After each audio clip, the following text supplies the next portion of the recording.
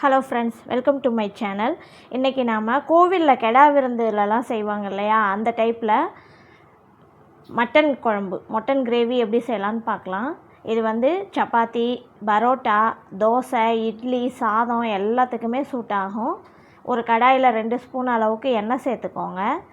எண்ணெய் நல்லா சூடானோன்னே தாராளமாக நல்லா ஒரு கைப்பிடி அளவுக்கு பூண்டு சேர்த்துக்கோங்க. ஒரு கட்டை விரல் அளவுக்கு இஞ்சி தோல் நீக்கி கட் பண்ணி சேர்த்துக்கோங்க. சேர்த்துட்டு இஞ்சி பூண்டு நல்லா பச்சை வாசனை போக நல்லா கலந்து கொடுங்க. நல்லா வதங்கி வந்தோடனே தனியாக எடுத்து வச்சுக்கோங்க. அதே எண்ணெயில் 2 கைப்பிடி அளவுக்கு சின்ன வெங்காயம் சேர்த்துக்கோங்க. ஒரு பெரிய வெங்காயம் நீல வாக்கில் கட் பண்ணி சேர்த்துக்கோங்க. ஒரே ஒரு தக்காளி நல்லா பழுத்த பழமாக நல்லா பெரிய தக்காளியாக சேர்த்துக்கோங்க. சின்னதாக இருந்தால் மீடியம் சைஸில் இருந்தால் 2 சேர்த்துக்கோங்க. நான் 1.5 கிலோ அளவுக்கு மட்டன் எடுத்திருக்கேன். வெங்காயம் நல்லா வதங்கி வந்தோடனே அடுப்பை ஆஃப் பண்ணிடுங்க. இஞ்சி பூண்டு வெங்காயம் எல்லாமே நல்லா ஆறி வரட்டும். அதுக்குள்ளே ஒரு மிக்ஸி ஜாரில் சின்ன துண்டு 4 துண்டு பட்டை, 4 கிராம்பு, 4 ஏலக்காய், 4 அன்னாசி பூ எல்லாத்தையும் சேர்த்து நல்லா ஒன்றும் பாதியமாக கொரகொரப்பாக அரைச்சி எடுத்து வச்சுக்கோங்க.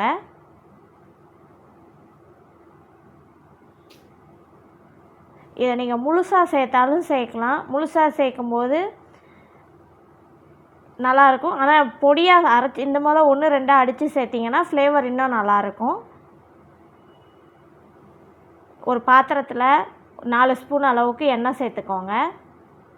எண்ணெய் நல்லா சூடானோன்னே நம்ம ஒன்றும் பாதியமாக அடித்து வச்சுருக்க பட்டை கிராம்பு ஏலக்காவிலேருந்து ஒரே ஒரு ஸ்பூன் அளவுக்கு சேர்த்துக்கோங்க.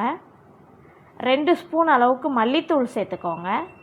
மல்லித்தூள் சேர்த்துட்டு நல்லா கலந்து கொடுங்க. அடுப்பை லோ ஃப்ளேமில் வச்சுக்கோங்க, இல்லாட்டி மல்லித்தூள் சீக்கிரமாக கருப்பாயிடும், கருகிரும். மல்லித்தூள் நல்லா பச்சை வாசனை போனோடனே நம்ம எடுத்து வச்சுருக்க மட்டனை, க்ளீன் பண்ணி வச்சுருக்க மட்டனை சேர்த்துக்கலாம். சேர்த்துட்டு லோ ஃப்ளேம்லேயே நல்லா கலந்து கொடுங்க. மஞ்சத்தூள் ஒரு 1/2 ஸ்பூன் அளவுக்கு சேர்த்துக்கோங்க. உப்பு கொஞ்சமாக சேர்த்துக்கோங்க. சேர்த்துட்டு நல்லா கலந்து கொடுங்க.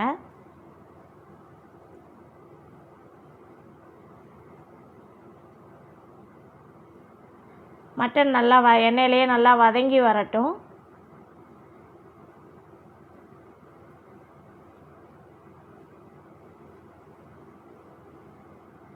கொஞ்சம் சின்ன சின்ன பீஸாக அந்த போல் கட் பண்ணிக்கோங்க. ஏன்னா நம்ம குக்கரில் வச்சு விசில் விட போகிறதில்ல, டைரெக்டாகவே வேக வைக்க போகிறோம்.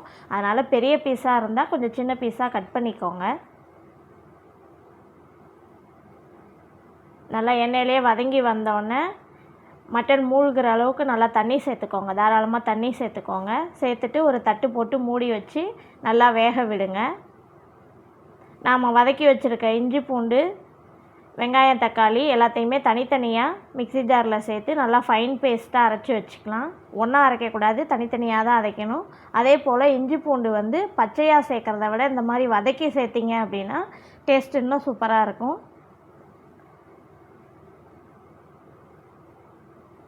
மட்டன் இந்த போல் நல்லா வெந்து வரணும். வெந்து வந்தோடனே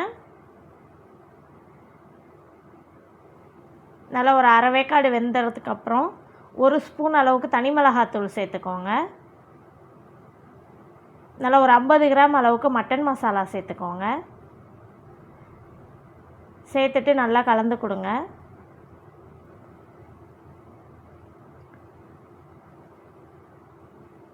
நல்லா ஒரு 5 நிமிஷம் கொதித்து வந்ததுக்கப்புறம் நாம் அரைச்சி வச்சுருக்க இஞ்சி பூண்டு வெங்காயம் தக்காளி பேஸ்ட் எல்லாத்தையும் சேர்த்துக்கலாம்.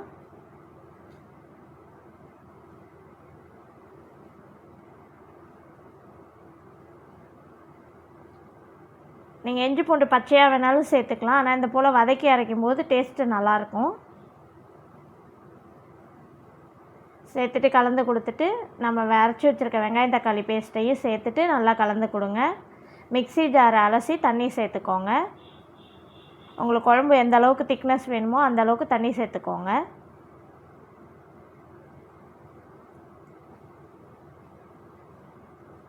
தண்ணி சேர்த்து நல்லா கொதிக்க விடுங்க.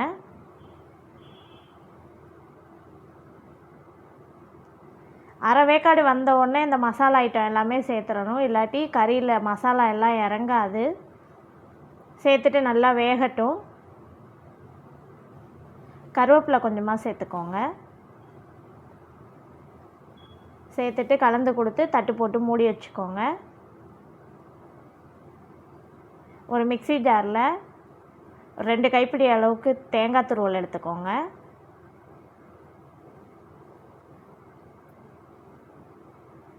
ஒரு ஸ்பூன் அளவுக்கு சோம்பு சேர்த்துக்கோங்க. 1 ஸ்பூன் அளவுக்கு கசகசா சேர்த்துக்கோங்க. 2 ஸ்பூன் அளவுக்கு பொட்டுக்கடலை சேர்த்துக்கோங்க. முந்திரி ஒரு 7-8 முந்திரி சேர்த்துட்டு தண்ணி சேர்த்து நல்லா ஃபைன் பேஸ்ட்டாக அரைச்சிக்கோங்க.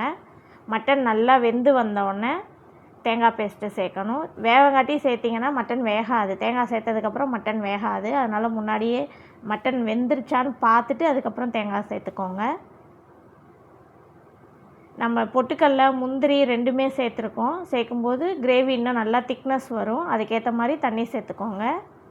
நீங்கள் டிஃபனுக்கு சாப்பிட்ற மாதிரி இருந்தால் கொஞ்சம் திக்காக சேர்த்துக்கோங்க. சாதத்துக்கு வைக்கிற மாதிரி இருந்தால் எக்ஸ்ட்ரா கொஞ்சம் தண்ணி சேர்த்துக்கோங்க. நல்லா கொதித்து வந்தோடனே மல்லித்தழை தூவி இறக்குனீங்கன்னா நம்மளோட கெடா வெட்டு ஸ்டைல் மட்டன் குழம்பு ரெடி. வீட்டில் செஞ்சு பார்த்துட்டு கமெண்ட் பண்ணுங்கள். தேங்க்ஸ் ஃபார் வாட்சிங். எங்கள் வீட்டில் எல்லாருமே இந்த குழம்பு டேஸ்ட்டு சூப்பராக இருக்குன்னாங்க. அப்படியே கோவில் கெடா வெட்டில் சாப்பிட்ற மாதிரியே இருக்குதுன்னு சொன்னாங்க. நீங்கள் ட்ரை பண்ணிவிட்டு கமெண்ட் பண்ணுங்கள். தேங்க்ஸ்.